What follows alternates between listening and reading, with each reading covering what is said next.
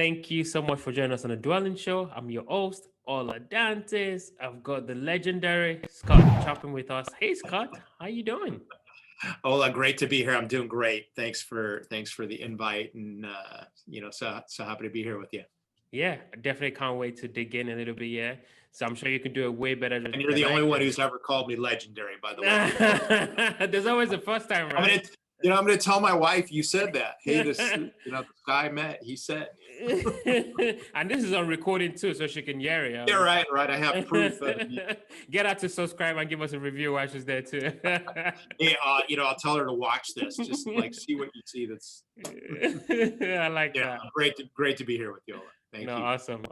awesome. No, please, just kind of tell our listeners a little bit more about who Scott is and kind of what you've been up to and what you're doing lately, actually. Sure. So Scott Choppin, I'm the founder and CEO of a company called the Urban Pacific Group of Companies. We're a real estate developer based in Southern California, and we build new construction workforce housing. In fact, we created a specific type of that model called urban townhouse, or UTH. I've been doing real estate development for 35 years. Grew up around it in a like family background of real estate development. Worked several years professionally for other companies, and then founded Urban Pacific in 2000. Now 20 years. In fact, this year's March is 20 years of operations in the real estate development space. And basically, in the last 3.5 years, have really moved to totally focus on this workforce housing space, because we see both the need for it, right? Families that need middle income housing, think working class families, but also it's a great business model that allows us to really, what we say, Ola, is we are pairing private capital with workforce housing. That's like our stand, our narrative about this this product type. We're like everybody else, having changes in the marketplace related to coronavirus. Obviously that's true for everybody. But I will report, actually, because our units house multi-generational families, we're really seeing actually really a positive effect from what's going on now, where families want to recombine in larger family groups. Our units have 5-bedroom, 4 bathrooms.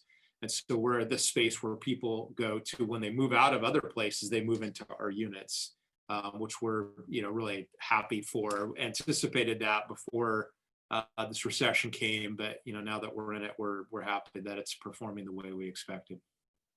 Wow, a lot packed into that. I cannot wait. I remember when, one of your team members reached out, I was like, I cannot wait to talk to Scott. Literally been looking at development a ton here in Houston. I'm actually Mm-hmm. looking at a light tech deal right now.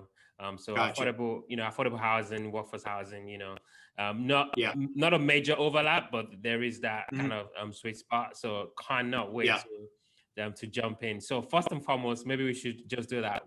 What is workforce housing for those that we don't know that term? Yeah, so that's a great question. So the way I term, and it's a great question because everybody has a very different definition of it. So the way we define workforce housing is it's rental housing for working families, right? Like, and workforce housing doesn't have to be for families, but that's how part of the way we define it. And part of the way, like, you're working on the LIHTC deal, so part of the way we define what is middle income, or working class incomes, or incomes that are between 80 and 120% of the local median income. So it would be for whatever county you're in. For us, it's LA and Orange counties. And it's really intended to to sit between true affordable, right? Your LIHTC deal you described, that would be for families that are below 60%. On the other end of the spectrum, you have your true market rate, which is luxury, class A, high end, right? No income restrictions, and our product sits in the middle of those two. We call it middle income housing, workforce housing. Those sort of are used interchangeably. But the key for us is that the families that we serve really don't have any housing options in the new development marketplace that serve them specifically, right? If you've got your affordable housing, that's government subsidized, that's for families and seniors and individuals that are, of these in these low income categories. Market rate right now is predominantly serving Gen Z and millennial, right? So you have your studio and one bedroom product, right? Serving that demographic, which is, appropriate, right? That's a big demographic cohort. But we really identified this niche of, really large working class families, think blue collar, work in the service economy, work in the retail economy, work in construction, and through the combining of their family income earners. So like one of the characteristics of our family is that they're multiple earner families, right? So, if you were your Gen Z, new entrants into the job marketplace, renting the studio in downtown Houston, as soon as their job changes, they have to move out of the unit, right? They can't afford the unit anymore. In our families, we're looking between 2 and 5 wage earners, per household. So if person's employment situation changes, you have, between 1 and 4 other income earners that are making up the difference. And in fact, we call that the economic sharing lifestyle. So they're sharing incomes and expenses across the family group naturally. Like they've already lived this way. We're just providing a unit type that's coherent with their lifestyle. Wow, fantastic. There's so many things I want to ask you because obviously I'm a big geek when it comes to like development. I'm really into adaptive reuse as well right now. We just Yeah. saw the property with the MEP guys and an office building we're looking at as well. So I'm Yeah. just kind of into develops. But before we even get go really technical, you mentioned that you kind of grew up in real estate development, and I wonder if that kind of helps you now with your career. But I just kind of want to go back as well. Yeah. How did you really get started? Because before you become a developer, I mean, we all know the famous developers, Trump and Jared Kushner. But before you become a developer, what did you? What was that process like, and how did you kind of get started? Yeah. That's a great question. Like the joke I make is that no one chooses real estate development as like they meet with their high school counselor and you take the test and they go, gosh, you could be a plumber or you could be Yeah, a real estate right, developer. Like, right. yeah. And in fact, as I talk to people, a lot of people don't even know what a real estate developer does, right? Like, the joke they go, oh, so you design buildings, and I go, yeah, I don't design it literally. I hire an architect. Okay, you don't do that. So you build the building, right? I go, well, I don't swing the hammer, but I hire construction people. So after that, a couple times they go, dude, I don't know what you do. Like, what? And so the way I put it is my Uncle Mike and my dad, that's the family business that I grew up in, both real estate developers in their own right. My Uncle Mike, predominantly in the commercial office development space and a lot of apartment development. My dad, predominantly in the apartment development side. So it gave me a good background. This is answering your question. Gave me a great background about what a real estate developer was at a really basic level, right? Like, okay, you find a piece of land, you design it, you get the government to approve it, you build it, you rent it and do whatever people do. But I think what I never really held until like was like 18 or 19 years old is like why do you choose that? Like what would prompt one to choose that as a career? How do you make a living at it? How do you make it be a profitable business if you're going to be an entrepreneur? Michael Mike, basically, he used to tell us, he said, we're entrepreneurs in real estate, meaning an entrepreneur has to take a business or a project from A to B, right? You start with nothing and you go to the end result, which is a valuable project, hopefully, right? That's the goal. And that you basically have to do anything and everything in between those to get from A to B, whatever it takes. There is no set standard of things that you do. You're going to have roadblocks. You're going to have the government throwing, roadblocks in your way politically, design wise. You're going to have the market go against you. Capital's available or not, land's available or not, construction's costly or not, right? All those things sort of you put in. And so I always love the way he described it. Entrepreneurs in real estate, we have to take a project through to its, its steps to make it final value. The other anecdote or sort of allegory I use is it's like being a conductor of an orchestra. And most people haven't been a conductor of an orchestra, but everybody sort of knows what that looks like.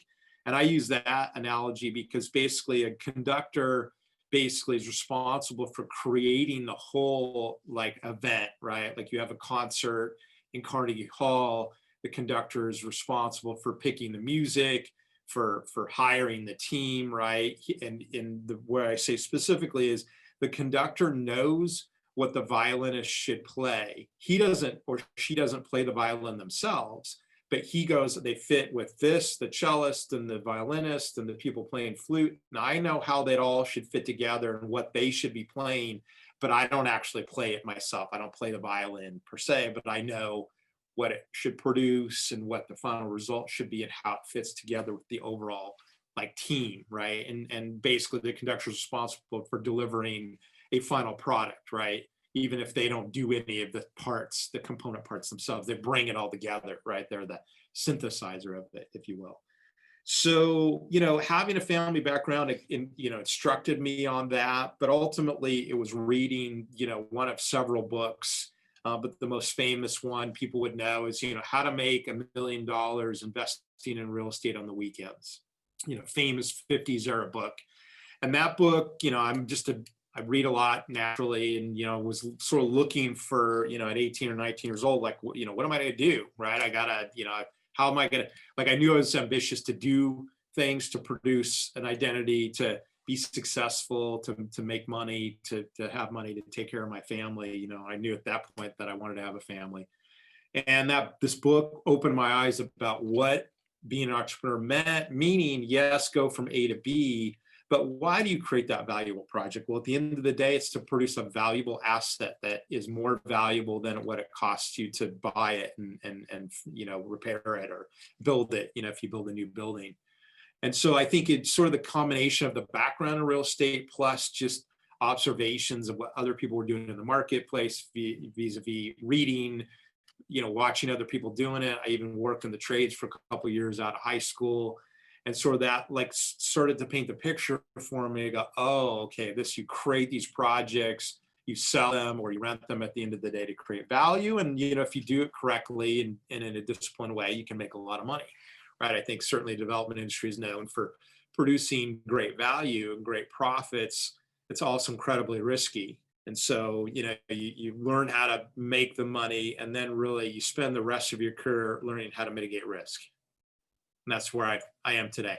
Yeah, and yeah, I think not to kind of dive too deep, but I want to actually. So yes, a lot of especially young folks will see like developers and think, wow, I want to be a developer. I can choose what private jet I use and whatever. But as we know, you and I, Yeah. development is you have to really know what you're doing. You have to mitigate those risks, right? A Mm-hmm. lot of pre-con work, as we call it in our industry, pre-construction work. Mm-hmm.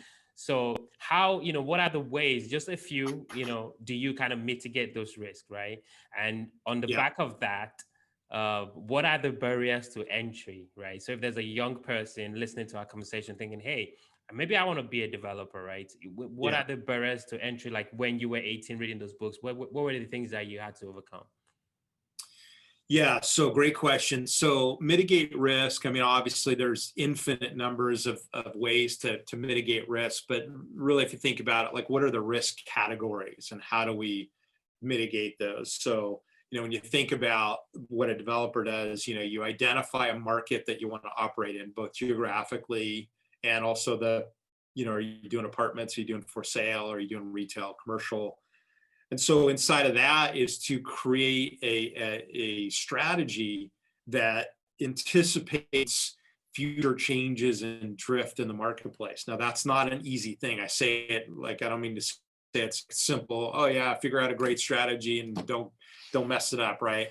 But look at things that are going to be future trends and anticipate as best you can using your networks and your knowledge about what product type you're going to be. And this is why we do the UTH workforce housing. As we from my knowledge, knew that we had an undersupply story in California for middle income families, that these families would be intensely stable in a recessionary environment because of this multi-earner structure we talked about. And so as I started to formulate this program about 3.5 years ago, I was like, nobody's building in this marketplace. Nobody's building new housing for large families and middle incomes. Now, I didn't know I could make a profitable business out of it, but we started to experiment and formulate the product in a way that we knew, if we produced the results that we intended would be profitable, right? So you pick a good strategy. Land is, buy, like, the running joke I say is, when I was a young project manager working for other people, there was no deal I couldn't do. I'm a great problem solver. I could take on really difficult, hairy deals, and gosh, I've got this opportunity. I can make this work no matter what it took.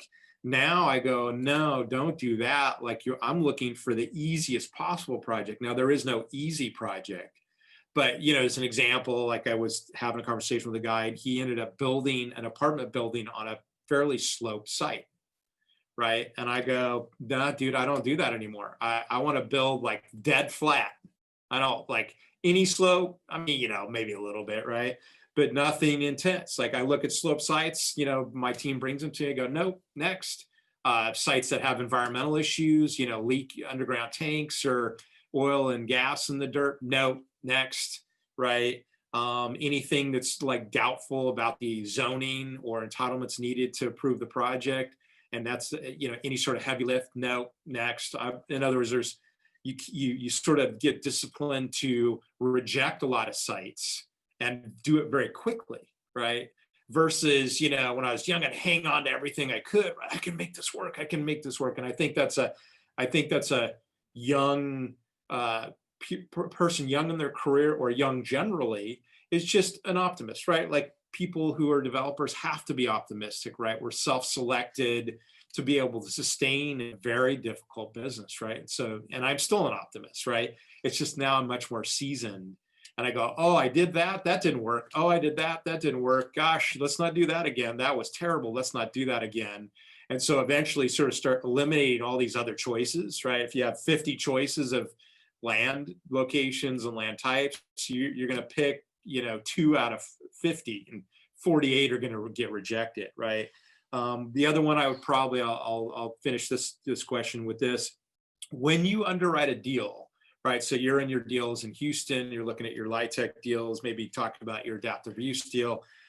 When you're young and optimistic, super hyper optimistic, you go, oh, rents are $900 a month for this unit. And, I comped them out. I did research on the market, and gosh, but my deal needs like 1,100 a month to make it work. I think I could get 1,100. I can, push the rents. Now I'm like, dude, I got to be at 900, and I got to match the market and do a better product, or like be under the market and have a better product, right? Like, I increase the likelihood that I would have a smooth, successful lease up of that unit. Now, I'm being sort of generic in my answer here, but it's sort of the idea that you don't like be optimistic for optimism's sake, that you actually look at it and you go, I don't actually think I can achieve that extra rent. You go, no, I gotta, like, the market is the market, right? The stats are what they are. So, like, believe them. Like, don't think you are magical because you are optimistic and have a get it done attitude, that you can somehow overcome the statistics in the marketplace, right? Or let's say the other one would be, oh, a lot of new developments coming, downtown Houston, building a lot of apartments. It's a big apartment pipeline, but my deal is special. I can overcome. I'm in downtown also, and boy, I'm that much better. Nope, you're not. I mean, I'm like laughing so be much at the background, Scott. right. So it's just, and I don't know, like, it's hard for me to say it, but it's conservative underwriting. But I hate using that distinction because people go, well, what does that mean? So I'm trying to give examples of what conservative means. Is, a friend of mine, he got, it's sort of an old saying, but, assume it takes twice as long and costs twice as much as you think, right? You look at your pro forma and go, gosh, it's going to cost me $10 million to build this thing. I really should assume it's 20 million. Now, I say that most deals wouldn't assume a doubling of construction costs and that the deal could survive, like it doesn't work anymore. But the attitude, the approach is correct. Like, assume that it's not going to go easily and better than everybody else, assume it's going to be a little harder or maybe a lot harder. And if you underwrite it and it survives that test, then when you get into the actual execution of the deal, you will always have friction, little bit more time that it takes. The inspector didn't show up, the city's slow, you're leasing slower than you intended. You didn't get 900, you get an 875. The market went against you a little bit. But if you've built in this like cushion of conservatism in your pro forma, then you're going to survive, right? And that's really what I mean. You learn how to be a developer, and then you spend the next 20 years mitigating risk. Everything I do right now is lessons that I've learned over the years from myself, my own, breakdowns or market changes against me or watching other people do it.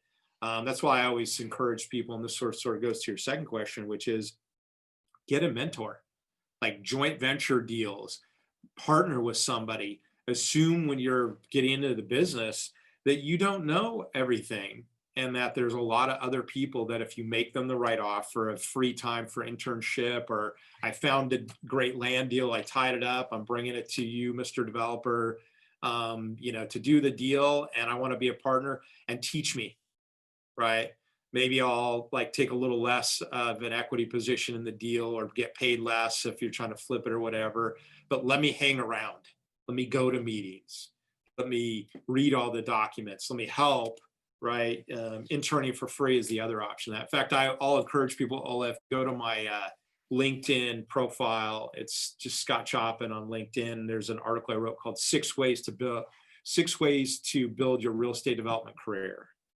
And that's basically, I've got a really long form article of like all these methodologies if you want to get into real estate development and learn it, getting a mentor, doing an internship is one of those, but there's several other strategies that are in that article that can help.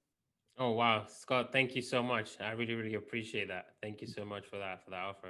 So, just a quick question though: are you doing deals in California? Because all we hear about is there are no deals in California. There are no deals in. So Yeah. are you? I Yeah, mean, no, it's a great question. I like, not only am I doing deals in California, both recently and right now, literally, we're actually accelerating during coronavirus because of this multi-earner household. Where people move out of the studio and they move into our unit with their family or roommates. We're actually accelerating. But the basic answer to this is this product, this UTH model, it really comes out of the California marketplace, right? Like, in other words, we were like, I don't want to say forced, but we were required to innovate because of how California is, meaning high housing price, high rent, high land costs, high construction, incredibly difficult political, process. I mean, you're in Houston, which ostensibly has no zoning, not in the way that we have, and we've looked at Dallas and Austin, and love Texas, to be quite honest with you about it. But we're in the most difficult zoning, marketplace in the entire United States. I would argue California is more difficult than a place like New York City, which is itself very complicated.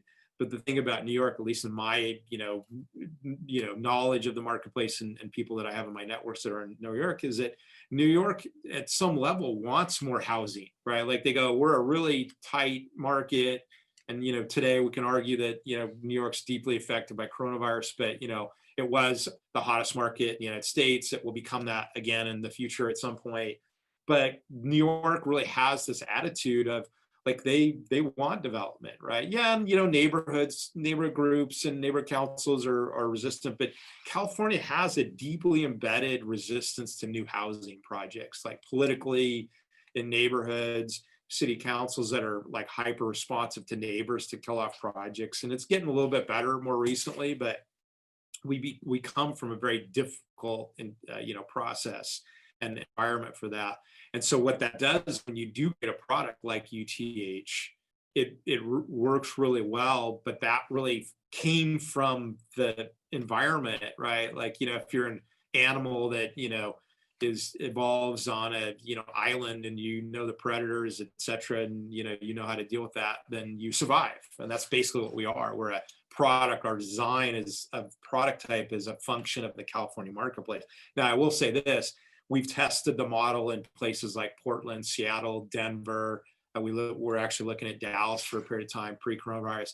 And this is a great asset for all those marketplaces, as long as you can find a middle income family demographic that has a stagnant or low income versus housing costs.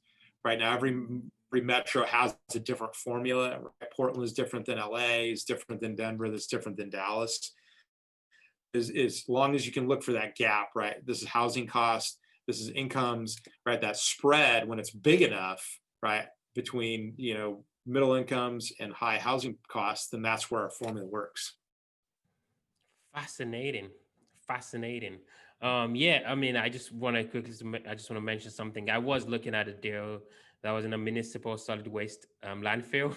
When you made that comment of environmental, I was like, oh my goodness, that's the deal.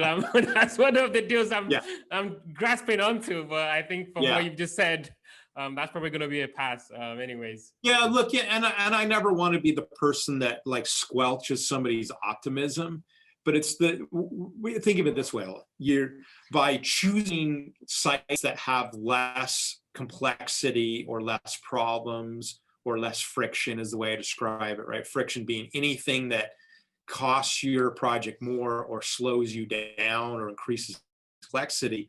That's lowering the chances of success in the deal.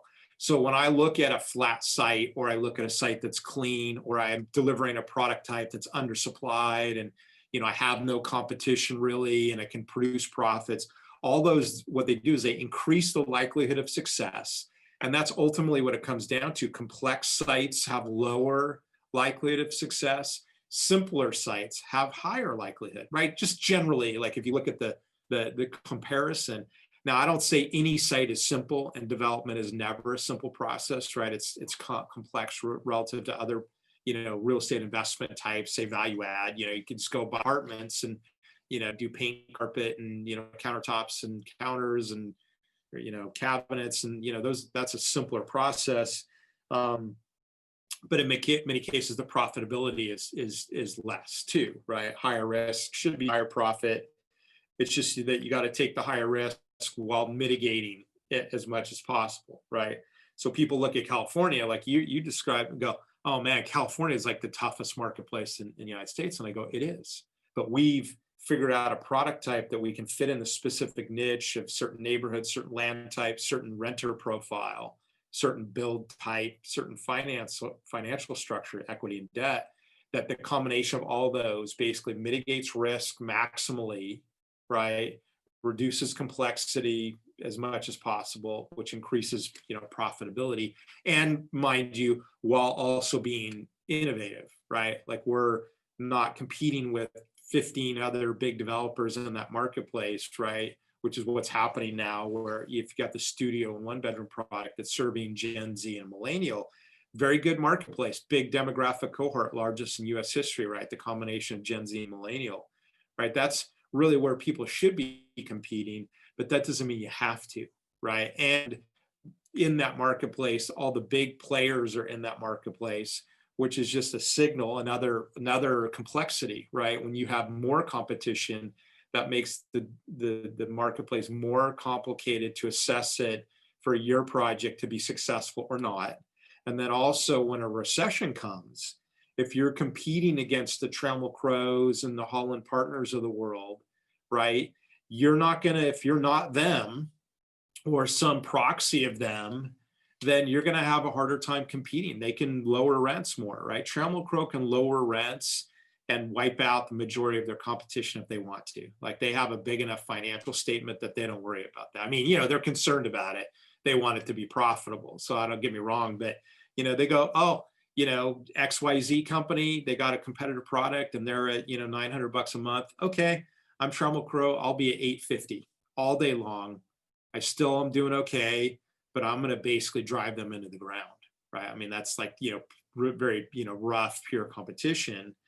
And that's the reality of it. So you go, I can either compete in that space, or I can go into another niche or another contrarian space where the competition is less or none, if you can find that. Now, I'm not saying it's easy and simple, and it does require being, on the edge of a marketplace, right? Not right in the center of it, both geographically, but also product type. And, you're not going to get everybody going with you. Like some equity investors, won't look at a 5-bedroom, 4-bath UTH unit. Some lenders won't lend on that. That's too extreme or too different for them. I'm encouraged by that though, right? When people tell me, gosh, that's really, I've never heard of that before. Wow, that's really different. I'm like, in fact, the day that I hear, great, that's the best thing I've ever heard. That's a great idea. That's when you I'm stop. starting to worry. Yeah. Yeah, I'm starting to worry about it. I go, I gotta change it again, or I gotta look for something different. Right. Yeah. I Yeah. mean, I don't say we won't ever compete. There's always competition, but you can choose the marketplace that you can compete in and do it in a way that lessens competition, or you have a better innovation. Right now, we have a better innovation. I mean, there's plenty of small and mid-sized developers in California, right? Just none of them are doing this particular innovation Right. right now. Yeah. Yeah. You said a lot of stuff that I feel like I've heard from John McNellis. I don't know if you've heard of his name. Yeah, the Urban Land Institute.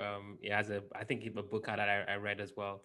Um, yeah. So I'm looking at the time. I wish we could talk about a case study from kind of start to finish, but maybe we would have to Well, bring it back. well, that's interview number 2. So Yes. Yes. we're Yes. talking to you. I feel like I can hear my listeners saying, "Oh, let's talk about a deal," Yeah, right. like a quick deal. But we'll probably have to bring you back because we're definitely dwelling into the quick rounds. These are Sure. going to be quick questions, quick answers.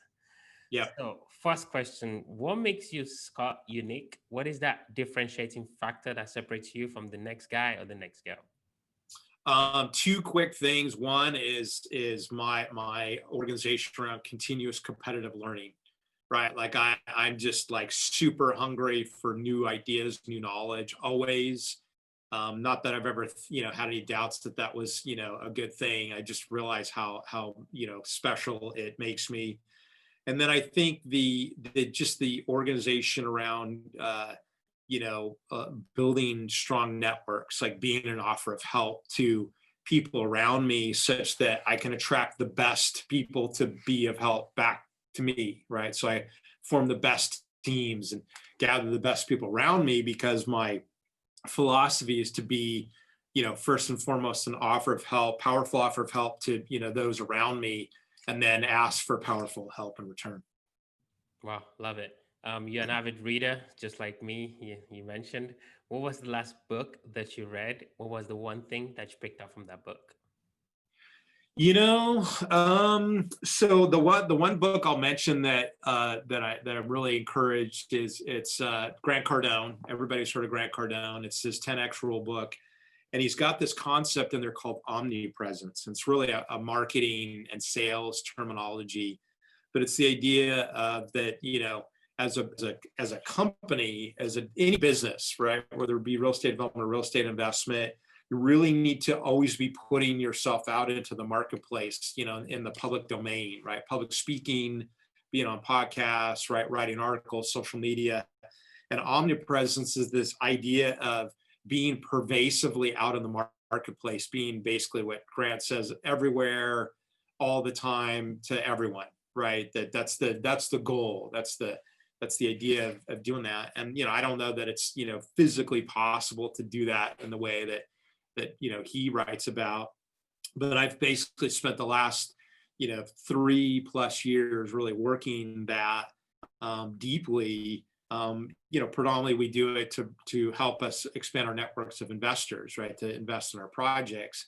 But I would encourage anybody in any business to do that, right? Because in today's social media driven environment, digital content, digital media, you have to be doing that. In fact, Gary Vaynerchuk says basically every business now needs to be a media company, right? Like you are required to do that if you want to compete effectively. Absolutely.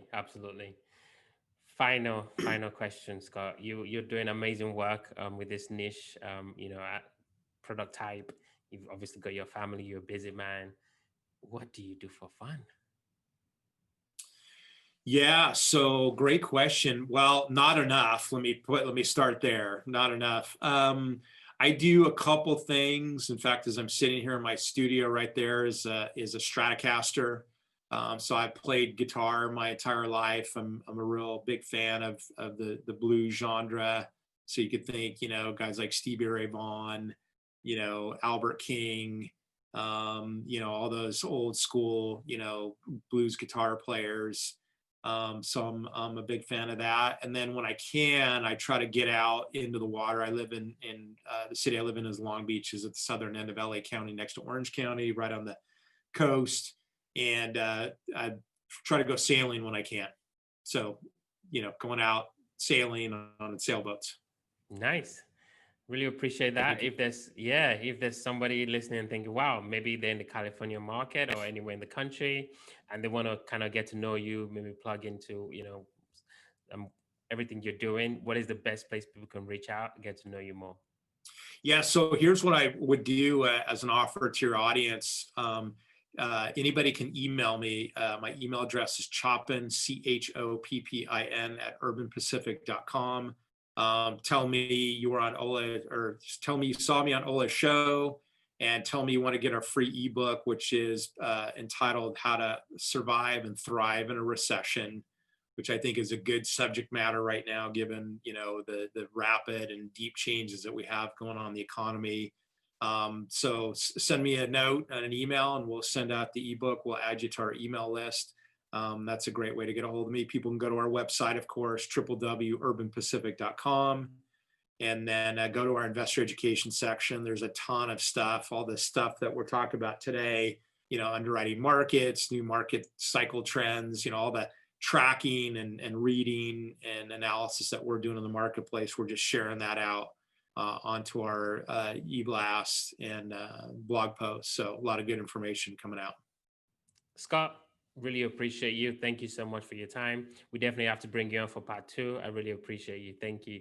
Yeah, thanks. So let's do that case study. I'd be happy to do that.